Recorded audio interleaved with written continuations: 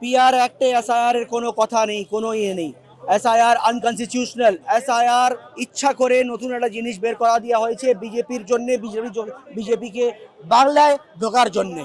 এই চক্রান্ত আগে বিহারে করা হয়েছিল, বিহারে ওরা ঢুকিয়ে দিয়েছে। এবার চেষ্টা করছে বাংলায়। বাংলায় সেকুলার মানুষ আছে, বারবার বিজেপি এখানে চেষ্টা করেছে ঢোকার জন্য, ঢুকতে পারেনি, বারবার ফেল হয়ে গেছে। এবার ওরা ভেবেছিল কি শুভেন্দুকে নিয়ে করতে পারবো, কিন্তু শুভেন্দু ফেল হয়ে গেছে। এবার দেখছি আর কিছু দরকার রাস্তা নেই, তো এসআইআর করে সেকুলার মানুষের ভোটটা ধ্বংস করে বিজেপি ঢোকার জন্য চেষ্টা করছে। আর ইসিআই গণেশ কুমারকে সঙ্গে নিয়ে এইসব চক্রান্ত চালানো হচ্ছে।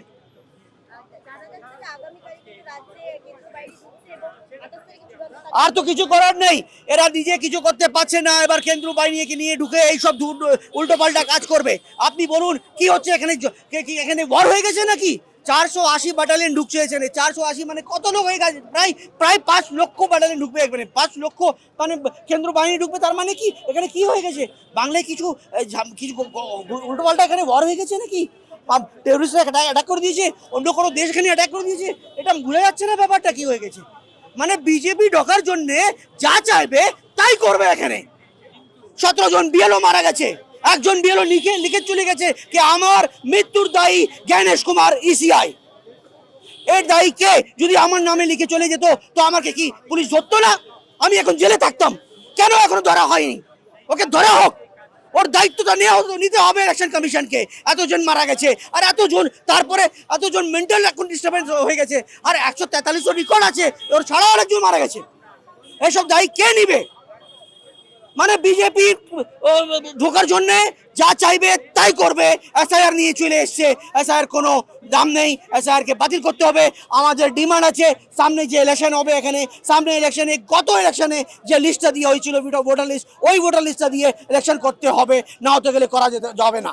28 তারিখে লিস্ট বেরোনোর পর যদি কোনো বৈধ ভোটারের নাম না থাকে বা তারা যদি আত্মহত্যা, তার দায় কে নেবে? আমরা আগে আবার ডিসিশন নিব কি করতে হবে না করতে হবে। এখন আমরা যা নিয়েছি করছি, আবার যা করতে হবে আবার করব। আমরা আবার রাস্তার জন্য নামতে হবে, আবার রাস্তায় নামবো আমরা। আমরা আজকে রাজপথে একটাই কারণে নেমেছি, আমাদের রাজামশাইয়ের কাছে বিনীত অনুরোধ বা আমরা মানে প্রতিবাদ করতে নেমেছি যে রাজামশাইয়ের বিরুদ্ধে যে আজকে এসআইআর আমরা মানছি না।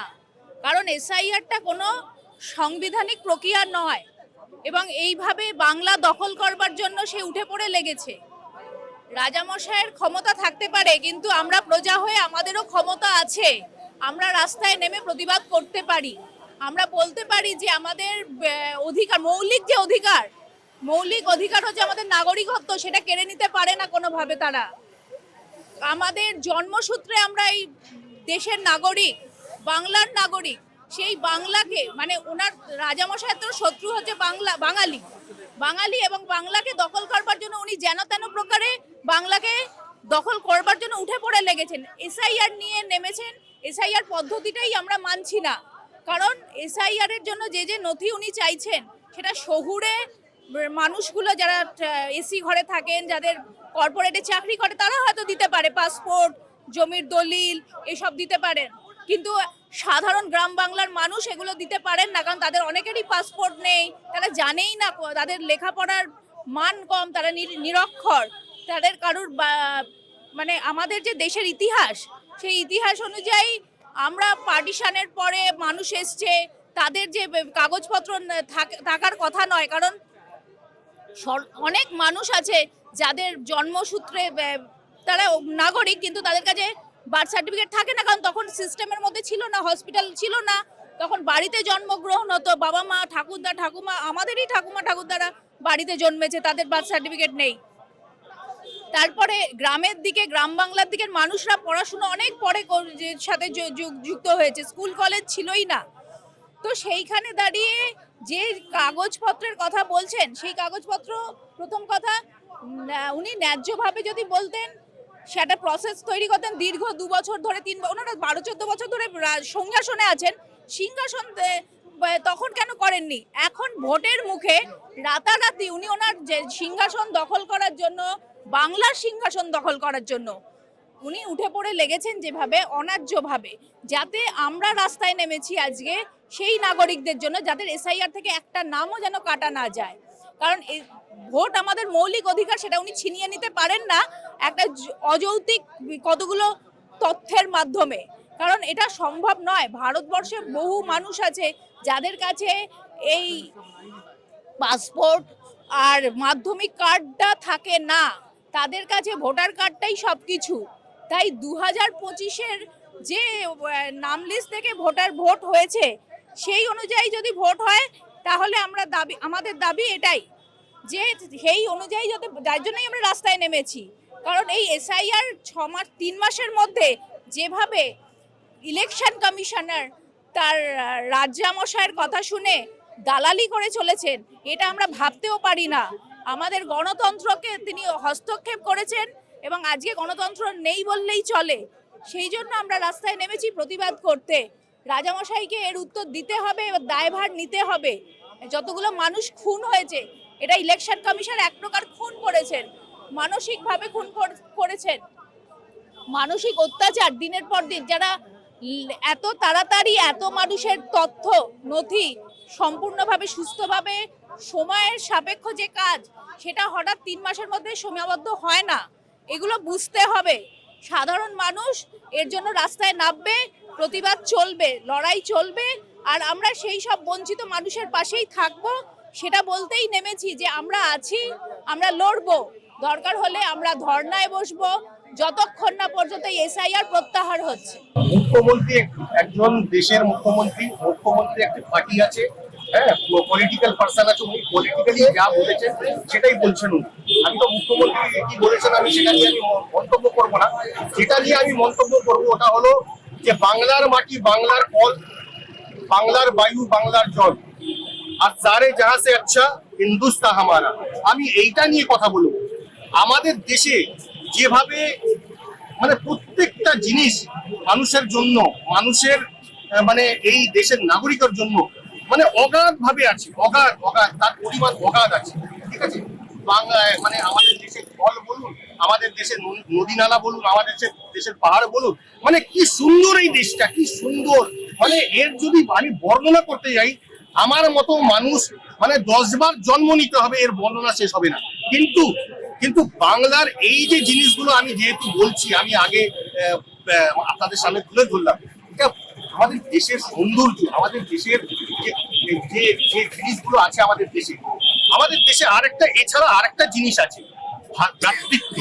হিন্দু, মুসলমান, শিখ, জৈন, ইসাই, মানে খ্রিস্টান, এরা যেভাবে আমাদের দেশে এই ভারতবর্ষের মধ্যে যেভাবে বসবাস করে এসছে বছরের পর বছর, মানে হাজার বছর থেকে যেভাবে বসবাস করে এসছে, এই ঐক্য মানে এই ঐক্যকে, এই ভ্রাতৃত্ববোধকে যারা ভাঙার চেষ্টা করছে, যারা এটাকে নষ্ট করার চেষ্টা করছে, এই পিসফুল অ্যাটমসফিয়ারকে হেট্রেডের মাধ্যমে যেভাবে নষ্ট করার চেষ্টা করছে, আমাদের এই বাংলার মানুষ যেভাবে এসআইআর, অবৈধ এসআইআর, ইল্লিগাল এসআইআর, এই এসআইআর কে আমরা পুরোপুরি খারিজ করছি।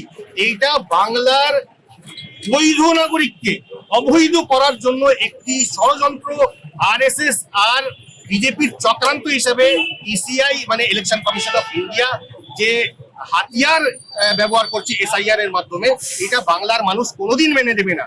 বাংলার অচল হতে আমরা দেব না।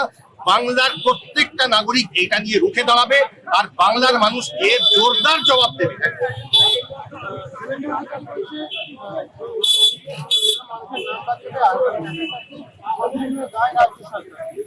আমি শুভেন্দু অধিকারী মানে নাম নিয়ে, যেহেতু আপনি নাম বললেন, আমি একটি পাগলের কোনো জবাব দিতে চাই না। একটা পাগলকেও ডেকে নিয়ে আসবেন না, সেও শুভেন্দু অধিকারীর কথার জবাব দেবে না। মানে ও তো একটা মানে ছাগল। ওই ছাগলের আমি আমার থেকে আপনি জবাব চাইছেন, যে যার মধ্যে শুধু মানে হেট্রেড ভরে আছে, যার মধ্যে শুধু মানে হিন্দিতে বলে নফরত। ওই যে নর্থ ইন্ডিয়া থেকে, গুজরাট থেকে এসে ওই যে আমদানি করেছে শুভেন্দু অধিকারী, ওর যে কতগুলো কর্মকাণ্ড আপনারা তো জানেন। ওই নর্থ ইন্ডিয়া, গুজরাট থেকে যেভাবে নিয়ে এসছে, ওটাকে নিয়ে বাংলার বুকে ও এক্সপেরিমেন্ট করতে চাইছে।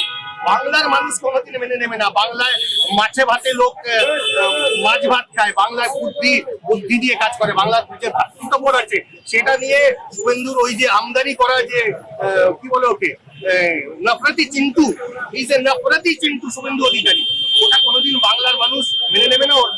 যথাযথ জবাব দেবে। এই বেআইনি কাজের আমরা তীব্র বিরোধিতা করছি এবং এই বেআইনি কাজ করতে গিয়ে কত মানুষকে, প্রায় 145 জন বাংলার মানুষ মারা গেছেন। আমরা মারা গেছেন বলি না, আমরা বলছি নির্বাচন কমিশন হত্যা করেছে। এবং 18 জন সরকারি কর্মচারী বিএল মানে নির্বাচন কমিশনের নিজস্ব কর্মচারী, কি অমানবিক কমিশন!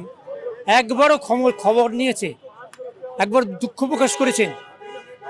কেউ কেউ তো আপনার, যেমন রিঙ্কু তরফদার, সে তো আপনার আত্মহত্যার যে নোট, সেই নোটে তো বলেইছে আমি নির্বাচন কমিশনের এই অসম্ভব কাজের চাপ, অমানবিক কাজের চাপ সহ্য করতে পারছি না বলে তিনি বাঁচার রাস্তা হিসেবে, ভাবুন, ভারতবর্ষের আইন, ভারতবর্ষের সর্বোচ্চ আদালত, কেউ রিঙ্কু দেবীকে বাঁচানোর সুযোগ করে দেয়নি। নির্বাচন কমিশনের এই আক্রমণ থেকে রিঙ্কু তরফদারকে কেউ বাঁচাতে এগিয়ে আসেনি। এমনকি দেশের সর্বোচ্চ আদালত সুপ্রিম কোর্টও নয়, যে সুপ্রিম কোর্টের ভূমিকা আমরা দেখেছি, যে একজন ডাক্তারের মৃত্যুর পরে ঝাঁপিয়ে পড়েছিলেন, এতজন নির্বাচন কর্মীর মৃত্যুর পরেও সর্বোচ্চ আদালত এবং 145 জন বাংলার মানুষের মৃত্যুর পরেও সর্বোচ্চ আদালতের পক্ষ থেকে বাকি মানুষদের রক্ষা করার জন্য, নির্বাচন কমিশনের এই আক্রমণ থেকে বিএলওদের বাঁচানোর জন্য, নির্বাচন কমিশনের এই ভয়ঙ্কর অমানবিক আক্রমণ থেকে সর্বস্তরের নির্বাচন কমিশনের কর্মীদের বাঁচানোর জন্য কোনো ব্যবস্থা নেওয়া হয়েছে বলে বাংলার মানুষ এবং কর্মচারী। কলকাতা হাইকোর্টের প্রধান বিচারপতি লিখছেন যে কমপক্ষে এই লজিক্যাল ডিসক্রিপেন্সির যে বিশাল পর্বত প্রমাণ, যে তথ্য প্রমাণ, এটা যদি বাঁচতে হয় কমপক্ষে 80 দিন লাগবে। মানে তিনি কমপক্ষে বলেছেন, বেশি যদি বলেন তো 6 মাস 1 বছর লাগার কথা। সত্যি, হ্যাঁ, তাহলে এই অল্প লোকের ঘাড়ে, অল্প সরকারি কর্মচারীর ঘাড়ে, কেবলমাত্র বিজেপিকে জেতাবার জন্য এই নির্বাচনী কর্মীদের উপর এই ভয়ঙ্কর অত্যাচার নামিয়ে এনেছেন। এক, দ্বিতীয়ত হচ্ছে কি পরিমাণ নির্বাচন কমিশনের কাজ নাকি বিজেপিকে জেতানো। মহারাষ্ট্রে ভুয়ো ভোটার, সে তো বিরোধী এলওপি সর্বভারতীয় বিরোধী দলের নেতা রাহুল গান্ধী তো তথ্য সহকারে দেখিয়েছেন। এমন কাওয়ার্ড নির্বাচন কমিশন, বলুক না সুপ্রিম কোর্টের তত্ত্বাবধানে তদন্ত হোক, অভিযোগ উঠলে আমরা কি বলি, আচ্ছা ঠিক আছে, অভিযোগ যখন উঠেছে নিরপেক্ষ তদন্ত হোক। হরিয়ানাতে নির্বাচন কমিশন চুরি করে বিজেপিকে জিতিয়েছে। বিহারে 80 লক্ষ ভোটারের নাম বাদ না দিলে বিজেপি নীতিশ কুমারের ক্ষমতায় ফেরা হতো না। সেই স্বপ্ন বাংলায় দেখছে নির্বাচন কমিশন, বিজেপিকে জেতাতে এখানে নেমেছে। জ্ঞানেশ কুমারের মাইনে বিজেপি দেয় না, জ্ঞানেশ কুমারের মাইনে টাকা আমার আপনার ট্যাক্সের টাকায়। বাংলায় যে মানুষ মারা গেছে সে তার পরিবারের ট্যাক্সের টাকায় জ্ঞানেশ কুমারের মাইনে হয়, আগরওয়ালের মাইনে হয়। ফলে আমাদের স্পষ্ট দাবি, যাদের হত্যা করা হয়েছে, হত্যাকারী জ্ঞানেশ কুমারের বিরুদ্ধে ব্যবস্থা নিতে হবে। এক, দ্বিতীয়ত একজনও ভোটারের নাম বাদ দেওয়া চলবে না। তৃতীয়ত 2025 সালের যে তালিকা, সেই তালিকাতে নির্বাচন করতে হবে এবং ক্ষতিগ্রস্ত পরিবারদের সম্পূর্ণ দায়িত্ব মানে কেন্দ্রীয় সরকারের চাকরি দিতে হবে।